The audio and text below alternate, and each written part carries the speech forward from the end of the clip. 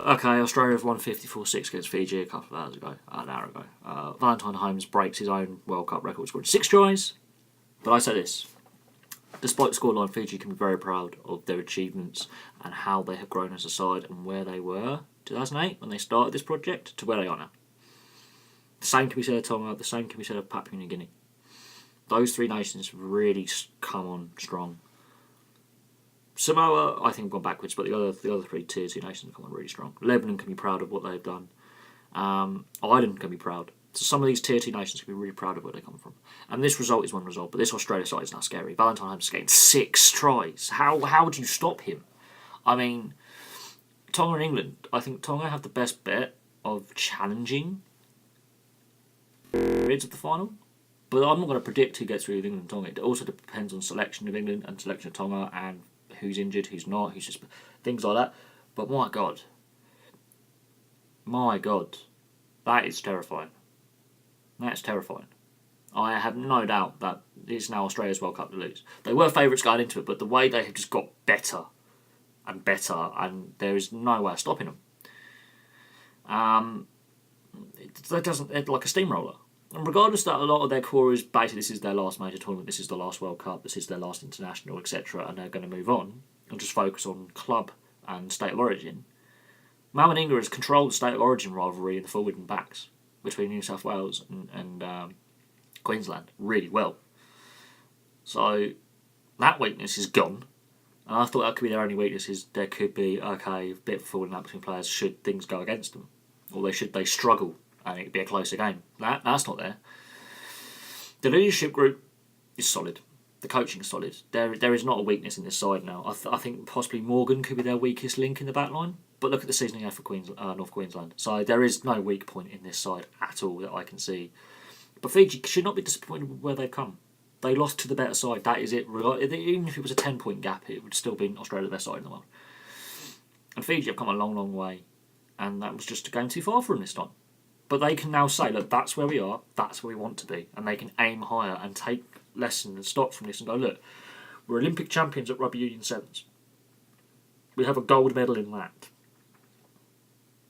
That's the basis of the Fijian game, is offloading, passing and just explosive play in the back division. That's the basis of the Fiji game, is skill set. So they've got the skill set, it's now just getting that. It's a little bit of discipline and a little bit of structure, while still keeping the skill set there without killing it off. Keeping the flair. Because that's what Fijian rugby union or league is about, is flair. And playing off the cuff and having no fear. Keep that and grow on it whilst carrying the structures in place, and they will go far. But in order for these tier 2 nations to take that next step, the tier 1 nations such as New Zealand and Australia and England, for some to a point, have got to stop pillaging these tier 2 nations for players. That includes pillaging the Irish, that includes pillaging Scotland and Wales, because they won't develop. If you keep pinching their best players and saying, well, you've got an English parent or English grandparent, you play for us, and also the pay disparity between £20,000 and $20,000 and £500, it's the same in union, the same issues persist. The big nations have to develop the smaller nations to make World Cups like this far more entertaining for fans, rather than just like, we know one of 3 teams are going to win. But at the moment, Australia are so far ahead of everyone else, regardless if they pillage South Sea Islands or not. They are so far ahead of everyone else. It's not even like, it's now more of a tournament of who comes second, really. But again, we've got to see what Tonga and England do.